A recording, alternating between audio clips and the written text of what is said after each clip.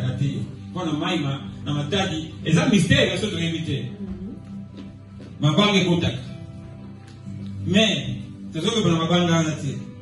Ce que tu as dit bien pour la pierre vivante, pierre précieuse, j'ai placé à Sion une pierre précieuse de grande valeur. Nous avons dit dans les banques à Bokima de l'autre côté. Donc, c'était toujours la prophétie à Yesu Massia. Quand vous avez été, et je sais que une partie. Donc, au moins, nous sommes dans notre mandako. Nous sommes dans l'église, nous sommes dans la pierre. Nous sommes dans la brique. Mais je sais que nous sommes dans la brique, nous sommes dans l'église, nous sommes dans la brique, la pierre, il y a bon mot. Donc, cela veut dire que nous sommes dans l'église. Tant que nous sommes dans l'église, nous sommes dans l'église en Zambé. Donc, nous sommes dans l'église, nous sommes dans la banque, nous sommes bon. Alors, nous sommes dans l'église, aza bon, aza malam. Yem dans la banque, bon. Alors, Bishop Petro s'est édifié, donc il est édifié. Édifié, on les a dit, Banda ko mi bongisa, Banda ko tambwana ko servisa nzambe, Banda ko mitika, esika kikoza ko moko na nzambe, po yoza ndabu na nzambe. Batu mususu wake ndabu na nzambe, aya posa nzambe. Mususu wake ndabu na nzambe, nzamba bikisi. Mususu wake ndabu na nzambe, nzamba kamuri, nzamba sa mbebele. Mais donc, makambo nzamba sa ga oketo sanganya ko passer ndabu na ye. Donc, ce que posa ndabu na nzambe, nzamba ko sa mbepo na yo, mutakuta ina yo abikisani. Mutabiki akuta ina yo akangolami.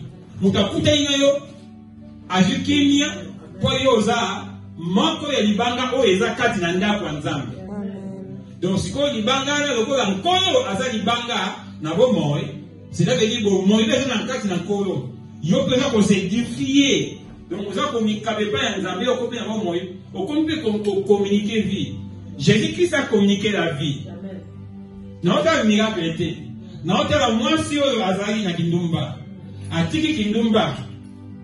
Masumune Lindisami. A compris mon Seigneur dans Zambie. Ça, c'est un grand miracle. Ce miracle, ils ont ça manassé. Dieu doit se payer. Dans l'autre, bazo tala, et l'autre, c'est ça, on a quatre isatés. Mais la loi est que ceux qui m'ont mako a bongoli motema. Na se bazo ba ya bongoli motema.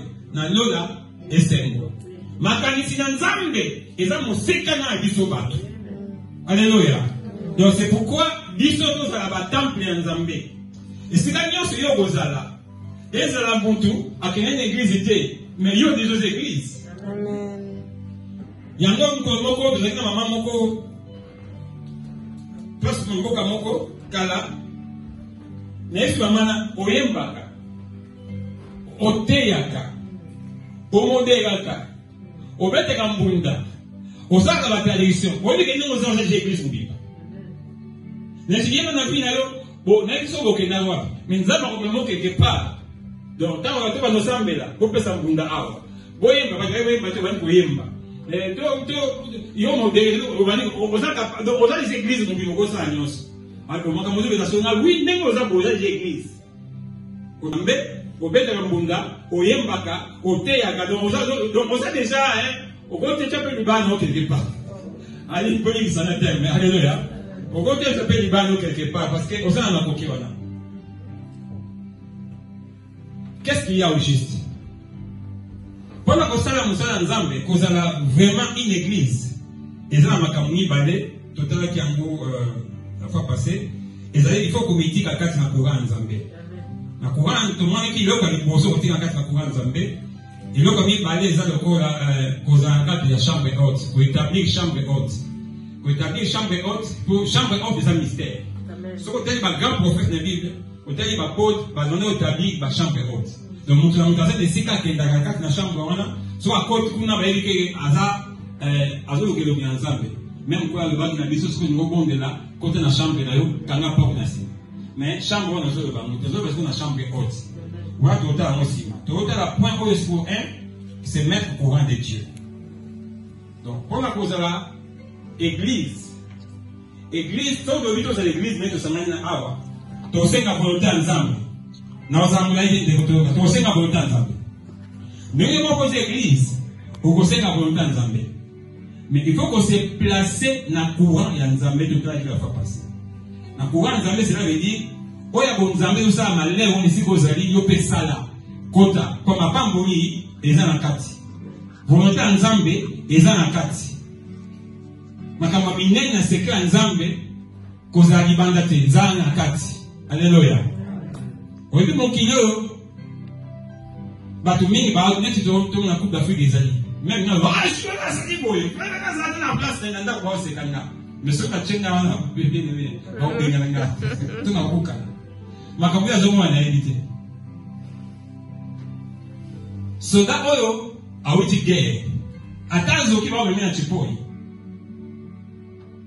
ata akitisi munduki mais aza en vie na yo tozokota na guerre oleki ene yoko te parce que ya bimi na guerre ata akokani na bimi yo ozokota na guerre sor na yo eyebani te.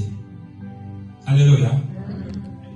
Eyebani te mosala nzambe ezosengaka te ke sala boye makambo azomona liboso oyebi te. Alléluia. Il fallait azala boye, il fallait sala boye, il fallait le baboye. D'accord. Mais je dois pas les compter d'intérêt. Moi, je t'ai dit, j'ai demandé pardon beaucoup à mon pasteur. Plusieurs fois pardon à mon pasteur. Je vous ai sur occasion parce que j'étais aussi proche naïe et puis j'étais pas dans ces moments, j'étais trop critique naïe. Mais à le bas j'étais vraiment trop critique. Et quand on a eu le temps, c'est une bomba. On a eu comprendre ma nzambe. On a sens, il y a critique, qu'il fallait que les abonnés soient parfaits. On a eu senti que je mal agi. On a dit qu'il n'a pas quitté. Même quand on a montré qu'il y a l'église, l'église, j'étais trop critique du boss. Et pourtant, on a dit mon doute, il m'a dit la guerre. Ma camarade écoutait la guerre. Quand on a parlé, l'image, je sais. Mais, au son qui gagne, on a dit en face, on a dit que bébé n'a pas eu mais on a dit que mais ma caméra maintenant est bosse na évité. Les avoir chauffeur a freiné pour attendre nous dans voiture en bas. Freiné. Ma caméra zo mona mo beto ni sur te yo ta na sima. Ota zo mona no mili. Alléluia. Mais ce qui est bien, je vais dire par là tout ce que j'ai dit. Participer. Parce qu'au monde hier ce masi azaku azabon. Participer dans Moussa Nzambe. Bien aimé. Il faut que Nzamba futa yo loko moi na ya futa mutinonso. Mais loko futa loko musali est différent. Alléluia. Est différent. Non, on doit ça dans Nzambe. Non, on doit ça dans Nzambe. La pose a sali planer makamutu a comme ça la famille va le dire que on a ça maquillage na biso. Bien aimé. Je vous dis les facile de votre quartier. Aya ko nanda kunayo asa a trouver directement à Kokate parce qu'il n'a pas le droit de ça. Il faut qu'il y ait un lobby, qu'il n'y ait pas de autorisation, mais de comme il a des gens qui ont bâti Kotak. Aïe, pas menacé. Mais, nous avons battu là, parfois rien que pour nous ça, et ça dit ça. D'autre côté, aux gens d'assurance. D'autre côté, aux gens d'assurance. Alléluia. Nous devons battre tant souvent là yo. Nous va problème mon que je des alliés, les bonnes de l'on assurance, n'a pas sacrifice pour ça pour attaque de pierre vivante. Je vous dis la vérité bien aimé. Et ça la montouya. Je vais te partager verset mon copain que nous cicater verset mon co il y a ça dans 2 Rois 5:1. Total là, avant me coller à moi na moké. Mais à Bilissa, on continue dans Boka Mouni. Et ça, dans 2 Rois, chapitre 5, verset 1. Et ça, à Bilissa, dans ma. Bible revient dans 2 Rois.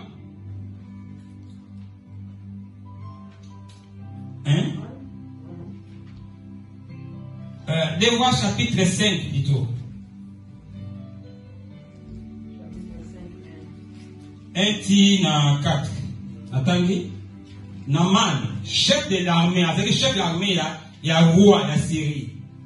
Jouissant de la faveur de son maître. Quand vous avez la faveur, il y a maintenant, considération, car c'était par lui que l'Éternel avait délivré les Syriens. Mais cet homme fort et vaillant était lépreux.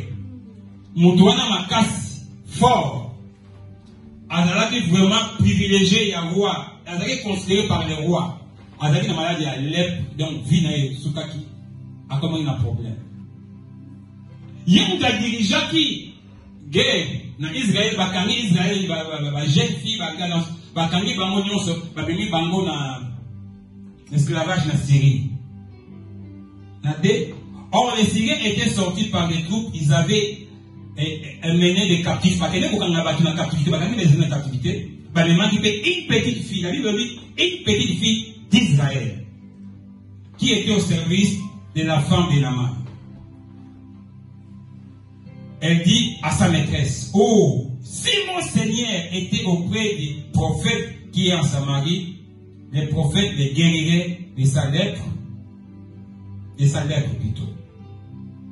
Naaman a dit à son maître, à son papa roi, la jeune fille du pays d'Israël a parlé de telle et de telle manière.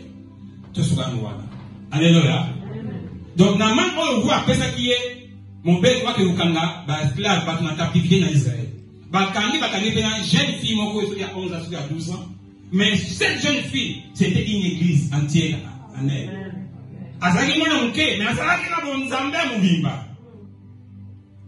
Muntu apesi mibeko bakangi bango. Bakeke pe na cuisine ndale akomi na musala, mwana musala ya mwasalama. Wewe muntu yo bakangi na kabina boumbu. Aya cuisine bakangi, aya kile kuna, parce que salité, aya sala musala. Mais tama sala musala tali boye muntu akanga kiye. Na mahali azana mahali aone ngokufa, mahali leo. Ce qui n'a pas foi, il y a ceux qui ont validé, on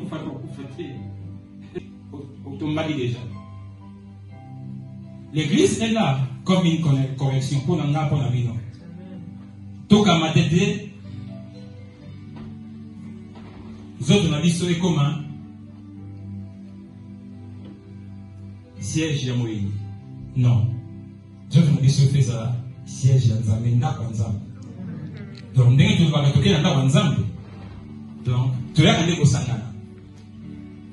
David a dit qu'il n'a pas été ensemble à la scène. C'est qu'à la scène, à Sangana. Donc, quand à la scène, il faut que vous arrêtez à notre église. Bassin, Basangani. Nord, sud, est, ouest, Basangani. Et un jour, Bassin va au Sangana. Quand la trompette sonnera, bah, tu vas rouler dans le nord, dans le sud, dans l'ouest. Bah, rouler dans l'ouest, bah, autour d'une table. Et ce seront des saints. Pourquoi? Ils ont contrôlé leur corps. Samuel a dit que je contrôle mon corps, je contrôle ma vie, mon péché. Chaque jour, je contrôle ma vie. Pense à l'issue. Et tu laisses ton âme. Et la contrôler par Dieu et l'Esprit. Et quand la trompette sonnera, tu seras là à la table du roi. Ils n'ont pas pouvoir dans le roi. Parce qu'ils ont mérité. Parce qu'ils étaient obligés de changer leur vie. Et ils étaient obligés de changer leur méthode de vivre. Au kosa, ngana kosa yo, mais ngana kosa conscience, ngana yo kosa yo te.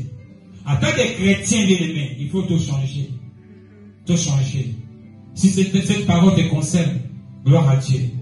Mais je pense que ça me concerne plus. Ce qui y a fait, c'est qu'il y a des collaborateurs. C'est pourquoi bien-aimé. Le temps est mauvais. Le temps est mauvais. Tout le temps est mauvais. Mais je sais que les gens qui bien aimé,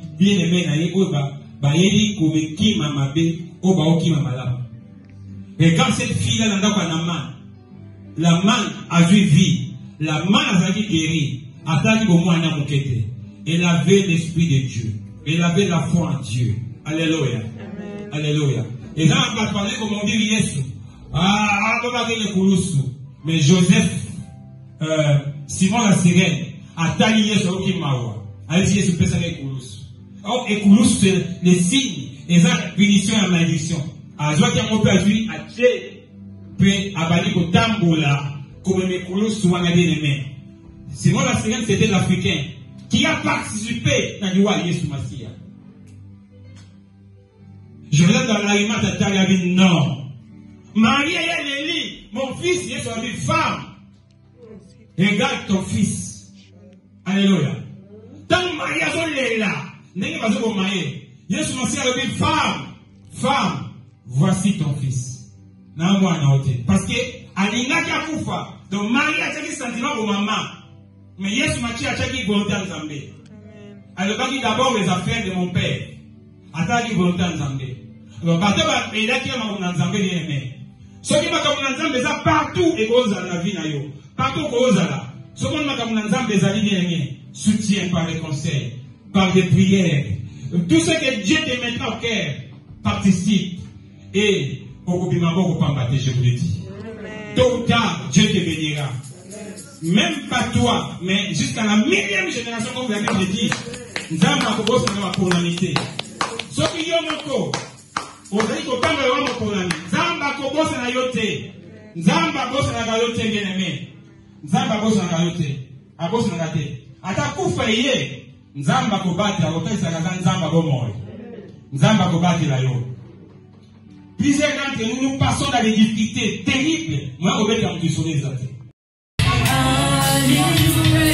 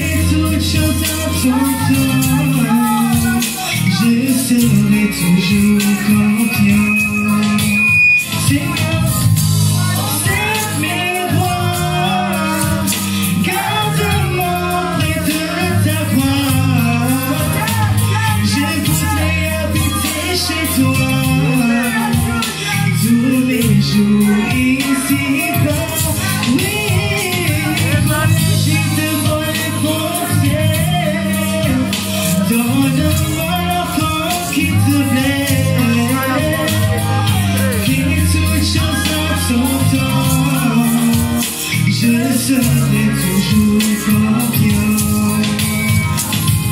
Seigneur, observe mes voies, garde-moi près de ta croix. Je voudrais habiter chez toi, tous mes jours ici-bas. Que ma vie soit une fleur, Jésus, pour toi, Seigneur. Que ma vie soit une fleur, Seigneur.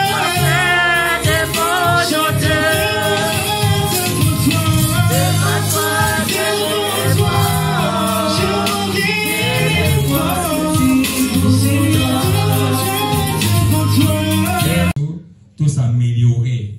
La maloba, tout ça, il y a cadeau. Ils ont son habit, ils ont améliorer, ils ont améliorer. C'est ça qu'on appelle les paroles édifiées. Donc, tout s'édifier, non seulement dans le Banzambé, mais dans le Tambo, dans le Bisso, dans le Kanzambé. Donc, tout Kangamanaye. Pour te former maison moko spirituelle, et la sacerdoce moko saint. Donc, habitude, oui, c'est ça, Nzambé, tenez, tu vas dans le Bisso, tu kango. Pour te offrir chaque fois la victime moko, oui, ça, madame de Bosso, dans le code. On les a avec ces choses de base. Mais on veut parler dans la maison du Seigneur quelque chose qui est très très important. Parce que c'est toi qui vas mener tes histoires. Maison il fait ça la vite. Maison il fait ça la vite. Tant que côté, il y a un ça là. Management va penser na yo, bilo va couler no lingaka, mbeto c'est ça yo garde tout ce que tu veux. Il fait son choix, parce qu'on a un choix dans l'hôtel, on va rester ça hôtel. Au moins, au foot, déjà tout est là. Ok, au foot, le loyer, quand tu vas sortir, tu vas se rendre compte, au lieu de faire les rideaux, vous voulez combien de verres, nous connaissons zanga, ok, mais quand vous avez la vite, vous avez la clé, vous avez mis bien, donc il n'y a rien vide là-dedans. Une maison vide, vide, vide. Tu as vide. Ok. Yango, pour la maison spirituelle, le coup la montre, c'est n'a pas na vision moko. Le coup la maison. Parce que nous sommes des hommes, mais Dieu est esprit. Nous sommes esprit, esprit ensemble de revendre. Il faut que Dieu puisse trouver cette maison vide. Vide, je vous dis vide. Vide. Combien vous avez vide? Ce qui est mon tatoning d'abord, c'est que nous louons. C'est qu'on a besoin d'un côté. C'est pénaté parce que tu payes pour toute la maison. Ok. Tout ça, la propriété en Zambie. Alors, tout ça, c'est autorité parce que nous autres, on a besoin d'un Zambie. Ce qu'on a bomi yango. Au foot, il y a un batouti. Banda ou bouka ba vitre. Banda ou bomango. Boussou comme un ben à propriété, vous créez un amsgeresh. Donc, c'est quand tu as un gérant. Tu as un devoir, tu as une responsabilité. Tu as une responsabilité. Ce qui est salle oyalingi, mais il y a que yo osa nanzoto ya nzambe. La preuve est que tant nzamba sala ki mutu azali na caractère. Nzamba simbisa ki bon nzambe. La Bible dit que Dieu souffla. A Dieu souffle oya bon nzambe. A tu na mutu comme âme moko vivante. Tant que ça qui m'a dit, nzamba bi mon esprit ne demeurerait plus pour toujours à l'homme. Il y a un nzamba longolaki. Mais Dieu ne veut pas que tu aies bongo. C'est pourquoi à promettre que à côté de ça toute chair l'esprit naïe. Toute chair. Mais chair les a conscient. Ne bandeli nzambe ngate esprit. Mais na montu fa le kasuko n'engli esprit nzambe et on va na katinaï. Tu dois comprendre. Adam n'avait pas non, Dieu ne va pas se monter dans Nzambe. Il y a offélé. Mais pour le moment, il y a offélé. Nzambe c'est à Pessi. Il faut que nous zongo. Pour que nous zongo, il faut qu'il y ait la place. Yango, il y a dans Matthieu, chapitre 5, partir à verset à Liboso, 10 à 3. Matthieu 5.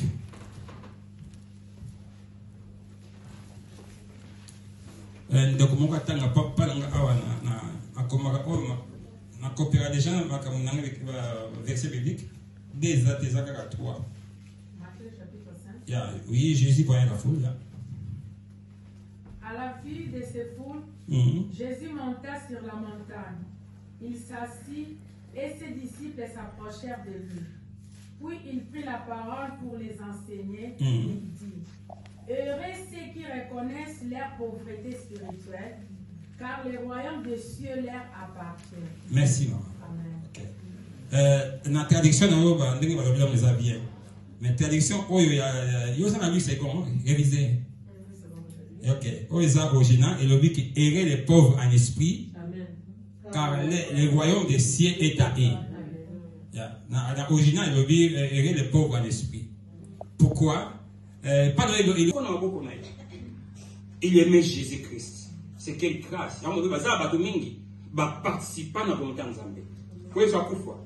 Après, pour embaumer Yesu, après, la tradition juive, il y a une bande, après, akundi Yesu. Il y a un Yesu dans le boulot de Joseph d'Arimathée. Riche à Pesaki Tombo, Nicodème d'Akundaï.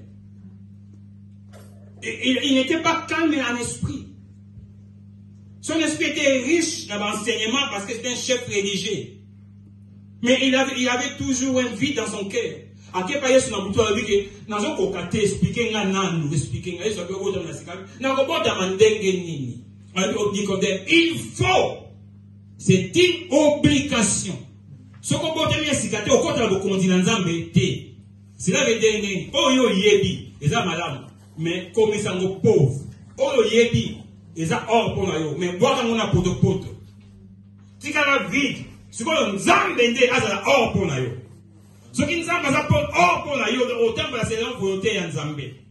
Aux âmes de ce côté-là, pour nous, babot tu vas monter ok, au fait anniversaire combien, ils ont bien. Pour bandaka ko bandati de l'ongala date la banda ils ont regardé voilà ça tu es déjà normal mais tout ça le bas dès si ko les ali ko bota ma ba ngai na bota ni mutu ya sika pour mon petit mutu sika ndenge nini na bani ko changer ni ko ça effort Nicodème a tout narré c'était comme si c'était impossible mais au moment que jour soit pour qui et comme il n'a pas Nicodème a eu à jouer Bembenaye à Mbomé à Kundi.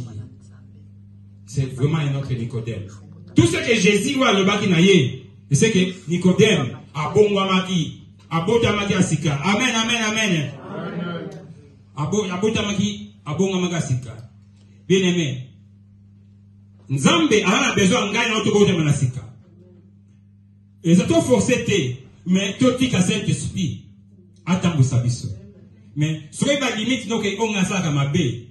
Et premier ennemi, on a eu banda ko bundisa yo moko nzoto na yo na makambu, oyo yo, osalaka. Et si ko kwei, oyebi yango, telema. Penzamba a éclairé yo. Alléluia. Ce qui est une église, tout le monde a besoin de bonne masika. Ce qui est une église, on est né par le baptême du Saint-Esprit. Ce qui est un bonne masika, là, il reçoit le baptême du Saint-Esprit. On pose aussi les Saint-Esprit, les mains aux hommes, et puis, on met au baptême dans le Saint-Esprit. Mais le vrai baptême du Saint-Esprit, c'est Moutou Yemoko Nanzambe. Yemoko Nanzambe, que le Saint-Esprit a baptisé, aux a rempli dans le Saint-Esprit. Puis, à partir de Wana, c'est que c'est pas moi qui vis. C'est Jésus qui vit à moi. Amen, hein? Amen. Ok. Qu'on n'a pas voulu, maman. Pour nous aussi, ça bien aimé. Verset de Souka, il y en a 1 roi 19, 1 roi 17, 9, 1 roi 17, chapitre 17, verset 9 à 17. 1 roi chapitre 17. Donc, comment on a reçu comme caca? Verbe oya, c'est rapta, c'est rapta.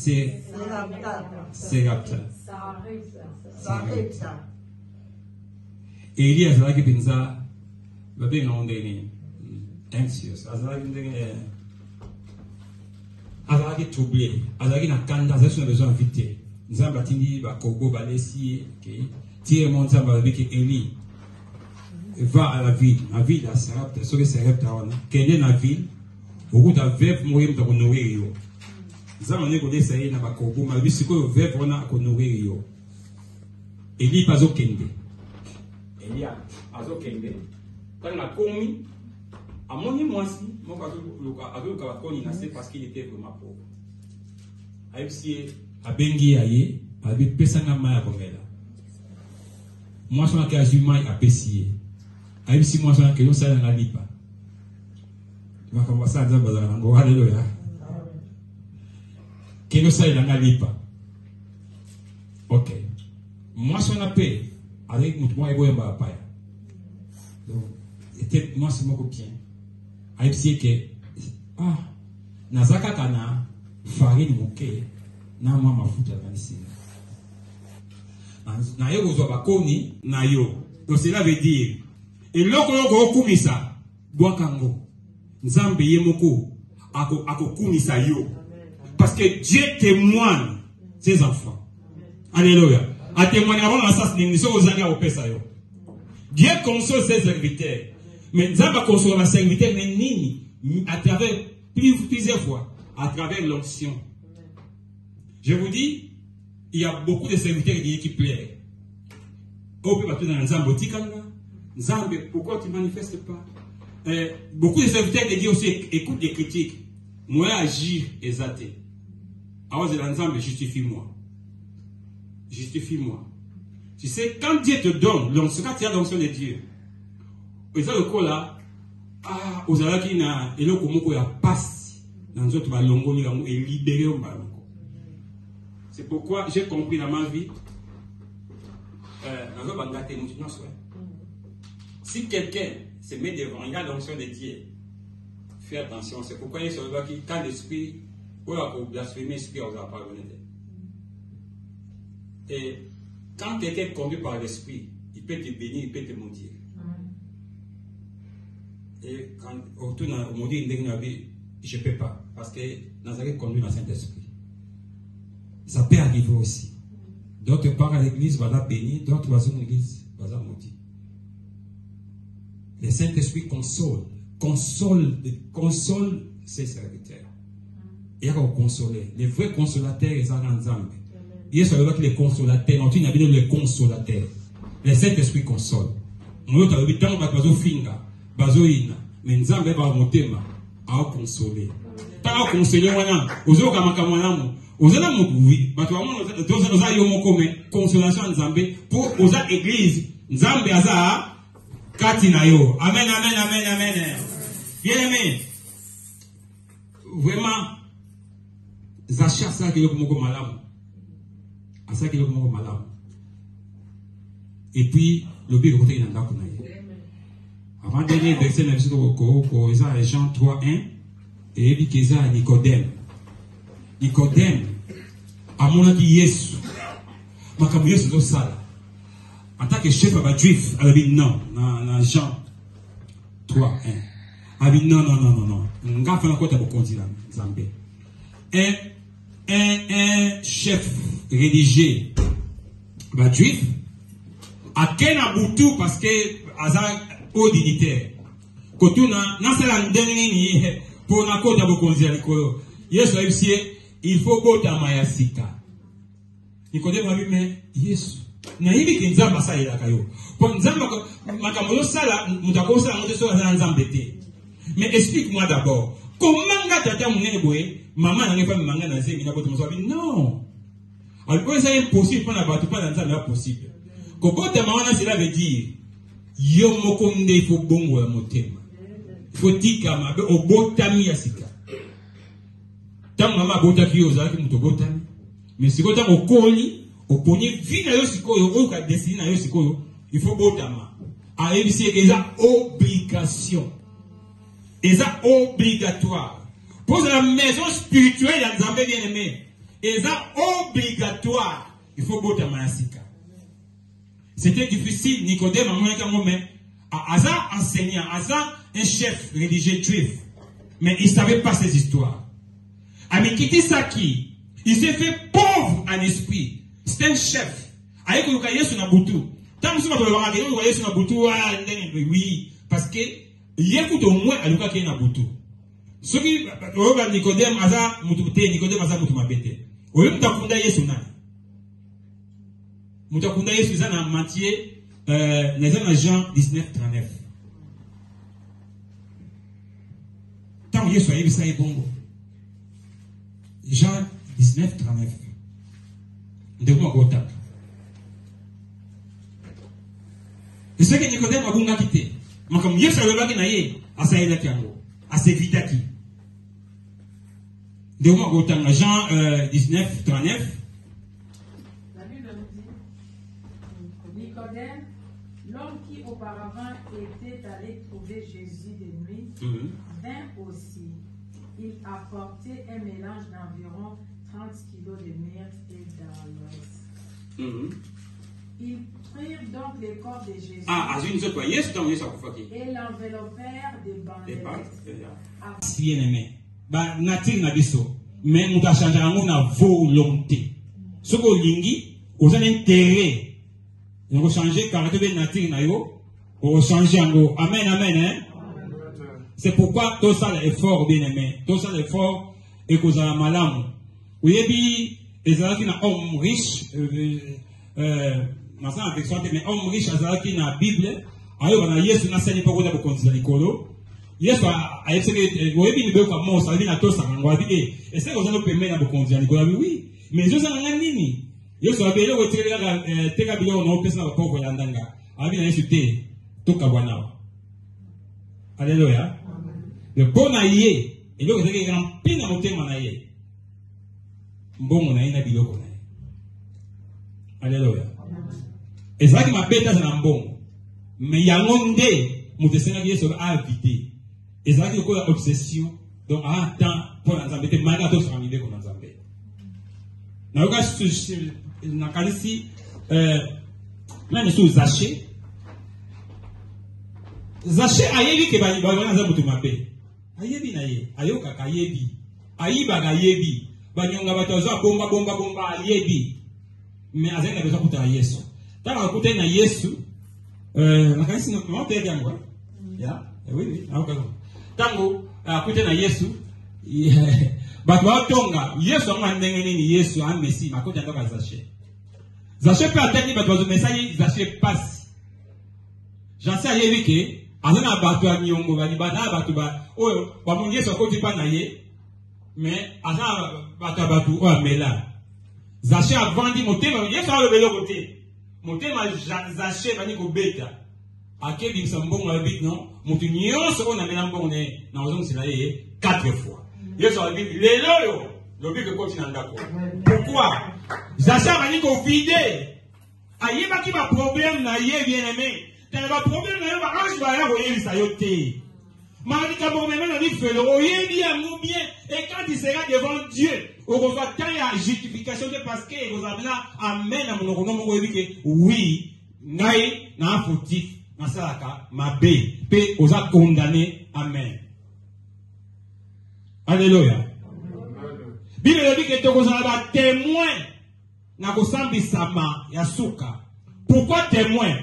Parce que mon tuboza na ye ozomo na osala mabe ayebi yo pe otiki no mabe okomosa la malamu yebo ngazoba bino bokoma ba santu viona nga ko kamote. Alléluia. Akoma ba santu mais yebo tosaka ba ndeko mendo za kabwe mais un jour tant yo za na Yesu pembeni mutona oya lobia na yeba kinanga.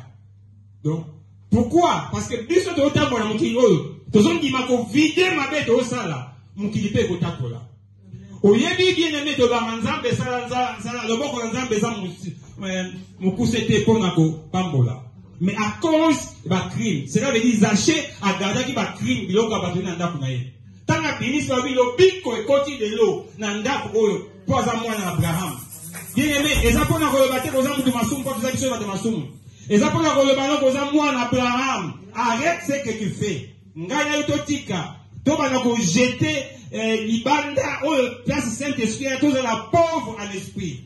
Alléluia. Naza tena patola ko bamba, menaza na nzamba mbimba na motema. Naza ngata ko zanga menaza na nzamba mbimba na motema. nakende docteur alobaka okufa alobi mais nabi seke docteur naza na nzambe. Alléluia. C'est ça être un pauvre à l'esprit. Soki nazoka mateya ke mosala ta mazoka ndenge nini. Je sais comme si moi mbala liboso ka yoba nzambe.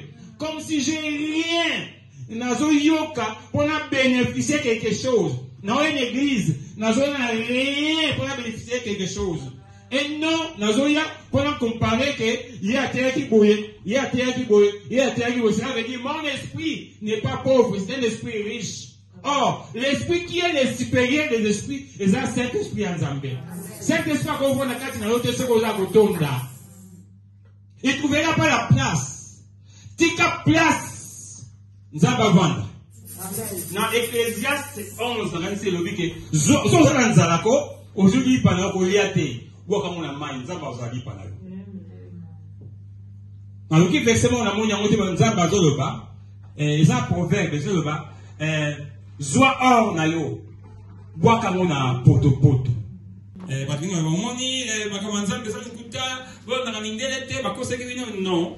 Bango balobaki ke to utiliser verset ou pas to ba nenga o capturer bango pour le Makamanzambe pour bandima ka mobola pour montesoko mundela ya lobi ke kozala pauvre ezali pas moli ba ko connaissance no pesa ba diamant ba or pour bazala bango babola et c'est là où ba yibaki mais c'est pas ça que le Seigneur dit. Le Seigneur dit à lobi awaka ezana Seigneur doit connaître la pauvreté spirituelle.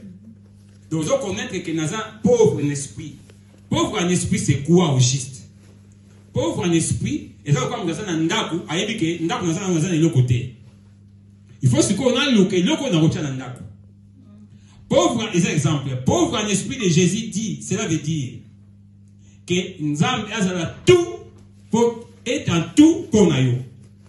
Cela veut dire, oh tout ningo sala, oh tout aux olinga, oh sala bien, oh ça va projet na yo bien vie na yo kondima na yo. Il faut me quitter ça liboso en Zambé. Il faut me quitter liboso en Zambé. Et on va dire que tout le monde là, ma cambona biso que c'est puis en Zambé. Alléluia. Amen. Hein? Il y a toute une question à maman, à maman. N'a rien avec ma terre mercredi. Amen. Quand le monde va tenir parler de ça. Ok. Bah gênant à l'andaki à moi. Té, par contre, c'est ce qu'on a compris. Ils ont maté avec Ngomba. Alléluia. Ah, donc toi, nous tournons, c'est quoi? Ça me comme toi, ok. Nous tournons. Gloire à Dieu. Mais c'est très nécessaire parce que il y a un habit s'édifier. Et c'est très nécessaire. Dieu parle d'une manière ou d'une autre. Tout s'édifier, tout kaka, bah maté ya. N'dengue ça pour les cas, ils ont pas d'éducation là-dessus. Ok. Il y a un mot bien aimé. Kotika oyo ndenge yo zalaka bongai ya ndenge yo zalaka sikoyo otika ngo ozala vite on va nous dire si j'étais Jésus-Christ. C'est ça qu'on appelle pauvre en esprit. C'est-à-dire quand on silika ce qu'on va dire c'est le fort au silikaté au sala ngo lokola ke Yesu ndenge mutengaka na place na yo au sala. Alléluia. C'est ça qui est cause à la pauvre en esprit. Nous sommes pauvres en esprit, à la foi. Foi n'est pas makasi. Parce que un pauvre en esprit a dépendaka en Nzambe. Donc ce que vous soni, n'engue pas bien biso, pas bon ni lobika, obika te na otika Nzambe, Nzambe za ndenge moko. Donc pauvre en esprit, pauvre en esprit. Et ça comme dans ça qu'on dit ma mwana mukendenge so senga. Akangani na ba promesse ya ba boti na ye. Ba pesa yete, ba pesa explication, mais azo compter kakapa, azana moto moto soutien. Ndena na loba ke lokola mbisi azana mai. Soka lo pe na lembi na mai. Ils ont quoi chrétien. Il faut les avoir dans Nzambe. Donc ils ont mai, il faut les avoir dans Nzambe. Donc soka lembi Nzambe. Ils ont quoi mbisi à lembi mai. Donc aponi liwa. Donc Nzambe a tout pour nabiso. Alors quand on a pauvre en esprit, cela veut dire Adam était déjà pauvre en esprit. Nous avons dit que Saint-Esprit katina. Mais nous, to botami to moni makambo. To yoki makambo. To sali makambo ma be ming na munoko na biso na makoro na biso na nzoto na biso tout par les moyens. Alors to ça rempli na impureté, na abomination, na iniquité. Tout ça rempli de mauvaises choses. Oh, que nous avons passé une pambola, mais ma beaucoup de choses na crime. Oh Seigneur, merci au petit occasion tous à quatre mesikawo. Pour ma bête aux anangos soko, il y a qui même 5 ou 10 minutes avant, ou bien il y a qui même lobby des gars qui m'ont évité. Mais l'autre aujourd'hui, tant qu'on a quoi adorer, tant qu'on a le banzambe, alors il va édifier biso, tout comme ma pire. Tu offrir une zambe à partir de ce que le sacrifice moko ou les alliés vraiment il y a malin. Et je sais que de façon biso monde changer. Alléluia. Parce que si tu as commis batu, tu vas dire que vidéo de ça nango. Si tu as vidéo te, nzamba lingio, nzamba ko vidéo ça nango. Nzamba ko vidéo ça mon comment. Vous avez na comment penza que on dit na kufoka bote na binzambe. Au bas tanga masumo na. Webi pour rigoler un peu, moi c'est bon en avion. Avion peut-être que ne kokoya. Il dit on va on pas une vérité. Tiens, c'est mon bané, chéri, tout ça kufa. Tu quand na loba. Allo bien, on moni voisin na on moni ndongo na bino na kosa kayo. Alors, quand nous sommes des fils de Dieu, des enfants de Dieu, comportement il faut témoigner. Amen. Le caractère il fait témoigner que vraiment nous sommes des enfants de Dieu. Amen. Ça ne servirait à rien. Tozoya Mikolo, chaque vendredi, chaque dimanche, si nous ne sommes pas à la hauteur de changer. Et vous servez, ils sont de l'autre côté. À chaque fois, et nous ne sommes pas à la hauteur d'abandonner vie où ils ont attristé Saint-Esprit. Le Saint-Esprit est resté, il est en nous. Mais tous outils qu'il est parce que nous sommes forts, nous sommes remplis. Nous avons béni à la repentance. Amen. Nous avons béni tout s'est vidé. Tous à mettre ma casse, tous les bacoulés bisate. Tous les bateaux cabana les soumous les péchés chéris. Tous les bateaux servir Nzambé. Tous les attristés Moussé Manzambé. Tous les attristés Saint-Esprit. Et quand le Saint-Esprit est attristé, il ne va pas se manifester. Et quand le Saint-Esprit n'est pas manifeste, Jésus-Christ n'est pas aussi glorifié. Que Dieu bénisse sa parole. Amen. Il y a un esprit qui se cache derrière nos caractères. Tu mérites, tu héritier parfois dans nos parents, dans les cigares, tu vanda. Mais tu sais, tout ça l'effort, il y a chasser par nos comportements. On peut aussi chercher les esprits par nos comportements. Et le diable n'aura pas de place. Il y a un autre qui marche sur le pain. Vous en avez besoin que vous ça monte quatre vous en avez besoin que ça monte qui n'est quatre mais il y a un voisin riche en esprit. Il y a un voisin riche et il n'a pas de place pour toi. Si tu écoutes sa parole, bien-aimé, si tu obéis à sa parole, ce qu'on s'est millié la parole, ce qui te dit de changer, bien-aimé, on verra. Je te dis, si tu changes de comportement, même le voisinage, il y aura des témoignages pour toi. Amen. Père, ça va changer. Quand va bon mon abisso. Ils ont pas ce qu'on a monté à bon. Maintenant, il y a tout bon. Amen. Colo. Tu as dit que tu as raté l'église, tout le monde a ça non, c'est un à voir avec nous. Parce que nous sommes éternels. L'église, ils ont dit bisso mon conduit, vie éternelle, vie en Zambé. Ils ont la l'éternité n'est pas seulement dans les cieux. L'éternité commence maintenant quand tu commences à changer. Amen. Les signataires, ce n'est pas réservé aux apôtres, aux pasteurs, ainsi de suite. Mais à toute personne qui a le Saint-Esprit. Saint-Esprit de Dieu. Saint-Esprit de Dieu. Esprit de Dieu vivant. Vous voyez que si à cause du comportement de biso. Mais ton gumi ni tout na biso e pai na yo pa na kosenga yo pardon. Kanda na yo za la kati na bo mo na biso te. Le boko na yo za pa na ko frapper biso te Nzambe. Ta masumu to ko sa je ko kodisa ikufa kati na bo mo na biso. Mais to beli ngolu pe mama na yo.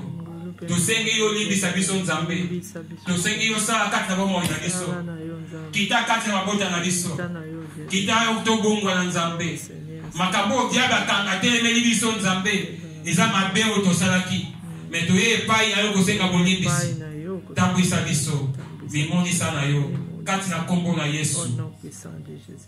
Amen. Amen.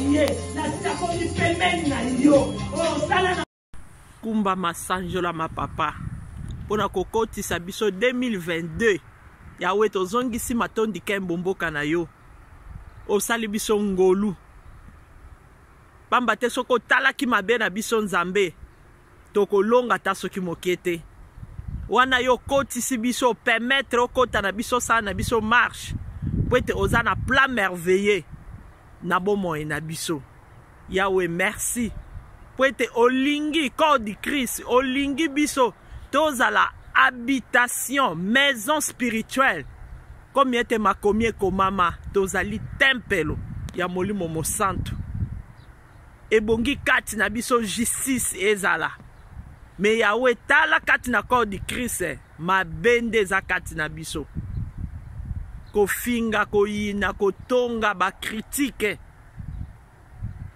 amour intérêt amour à hypocrite tozo sala penza selo onenge yo nzambo lingeli te Yahweh toza comme habitation ya molili et non ya lumière comme olobi ete yondo za lumière du monde senge na biso pe toza la lumière du monde.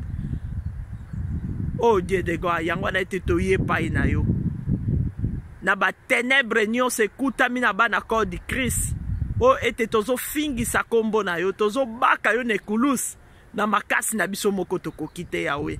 Saint-Esprit yamba biso tozala vraiment maison spirituelle tozala penda bato yo makolo na biso ekotambola penza na mwinda o ete tokopanza liloba ekozwa place mpe bakokuta misala liloba kati na biso.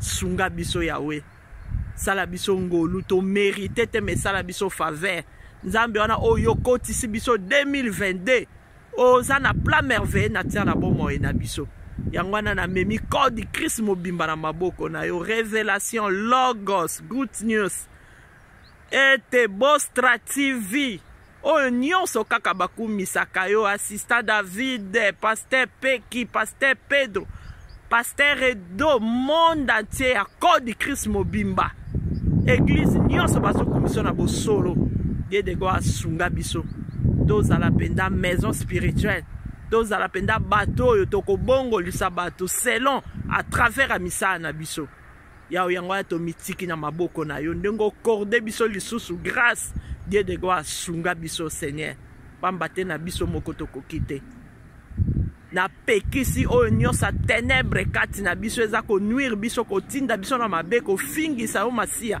yango ezala peri na kombo na Yesu Kristo.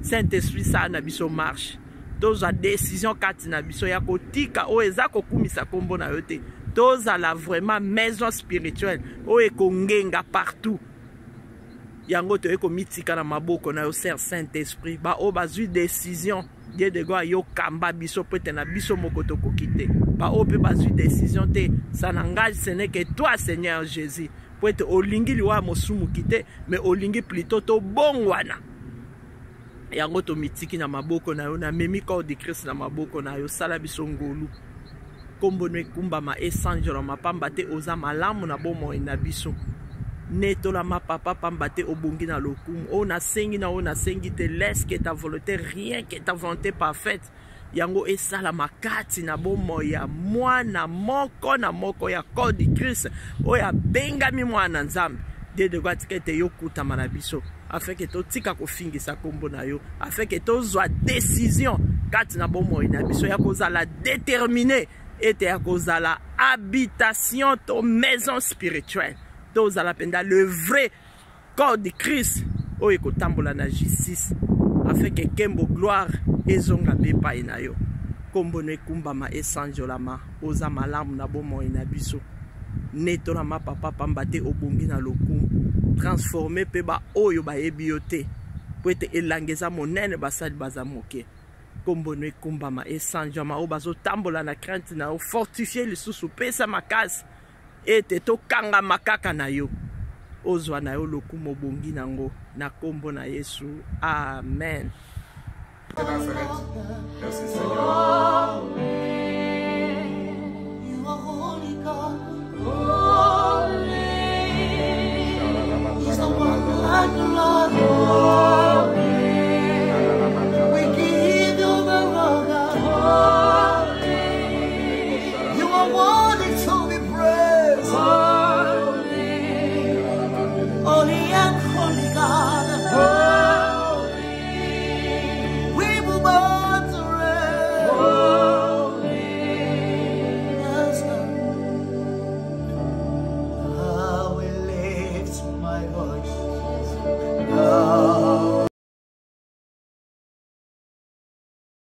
Mbote mbote na balandi nyonso ya Bidor TV na monde entier mobimba oyo nyonso akokota kolanda vraiment bambote na biso banso Saint-Esprit akamba biso azwa contrôle tolanda penza bamatei na bokebi po ete nyonso ekoleka kasi liloba ekoleka te.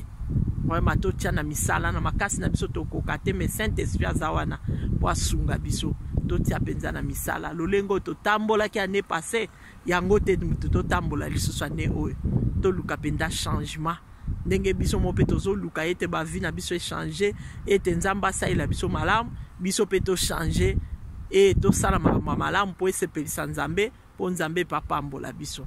Vraiment bambote na biso banso vraiment dimanche malamu na kombo na Yesu bandi poso. Alléluia. Amen. Alléluia.